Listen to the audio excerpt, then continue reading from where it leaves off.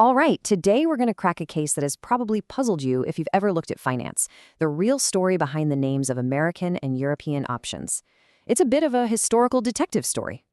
I mean, it's the first question everyone has, right? Why are these contracts named after continents? It seems totally arbitrary. It's not like one is only traded in America and the other only in Europe. So what's really going on here? Okay, before we jump in our time machine, let's just lock in the one core difference. It's super simple. An American option gives you the freedom to exercise it anytime you want before it expires. Total flexibility. A European option, on the other hand, is much stricter. You can only exercise it on its expiration date. That one specific day, and that's it. It all boils down to timing. So, how did we end up with this split personality in the options world?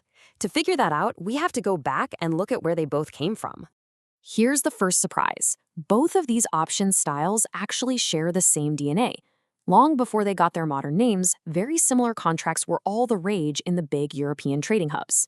We're talking about contracts for grain in 16th century Antwerp, to way more sophisticated options on Dutch East India Company shares in Amsterdam, and even what they called puts and refusals, which is just old school talk for puts and calls, in London. They all grew out of the exact same innovative and, pretty speculative environment. And this is our first major clue. See, back in 17th century Amsterdam, traders came up with this brilliant system called the rescompte.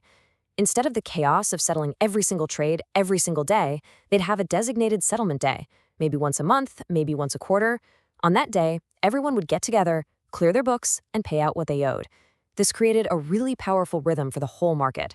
You gotta remember that word, rescompte. It's the key. And you can see just how timeless the appeal of options is. Check out this quote from way back in 1694.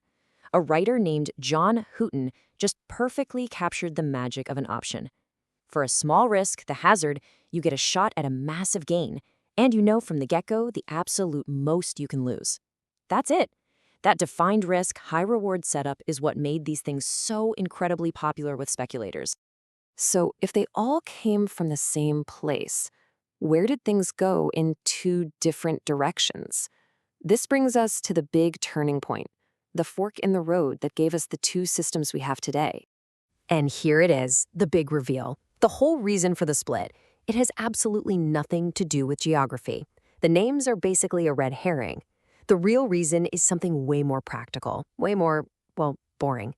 It was all about how traders settled their accounts. It was an accounting issue. Okay, so two totally different philosophies on how to handle money popped up. The old European tradition, called trading for the account, was built on that riscontra idea we just talked about. The best way to think about it is like running a bar tab that you only settle up every couple of weeks. But in the US, a different system took hold, daily clearing. And that's exactly what it sounds like. You settle the books every single day, no exceptions.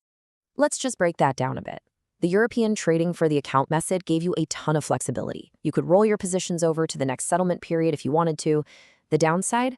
Well, credit risk could build and build for weeks. Someone could owe someone else a fortune, and no one would know until settlement day. The US daily clearing system was all about managing risk. By making everyone pay up their gains and losses every single day, it made sure that one person's bad bet couldn't take down the whole market. Okay, so we've got two different accounting systems. Now, let's finally connect the dots and see exactly how these back-office procedures ended up creating the two very different types of options that we still use today. You know, the logic is actually really simple when you see it laid out. In the European system, with that one big settlement day, everything in the market was pointed toward that single date. So it just made perfect sense for options to also expire and be exercised only on that day. Everything culminated at once. But in the American system, where every day was its own settlement day, traders needed flexibility. They wanted to be able to lock in a profit or cut a loss today, not weeks from now. And that desire led directly to an option that you could exercise, anytime. And there you have it. This table basically solves our whole mystery. The European option, with its strict exercise at expiry rule, is a direct child of the trading for the account system. Fun fact, even the premium you paid was historically due on that future settlement date. And the American option, with its exercise anytime freedom, is the direct result of the daily clearing system, where you paid the premium upfront to get things settled right away. So what's the big lesson from this whole detective story? It really shows you that the financial tools we think of as modern are actually carrying the imprints of centuries of history and practice. This is really the main takeaway. The names American and European are basically financial fossils. They're not about geography. They are the footprints left behind by two completely different paths the traders took to solve the same age-old problems: how to manage risk and how to manage time. So let's just sum it all up. First, financial tools have these deep, very practical histories.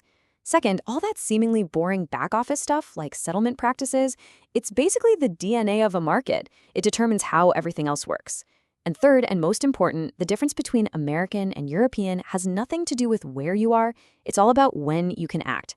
And that distinction grew out of traditions that are centuries old. At the end of the day, it's a pretty powerful reminder that the invisible rules and the old customs of yesterday's markets are literally baked into the design of the tools we use today.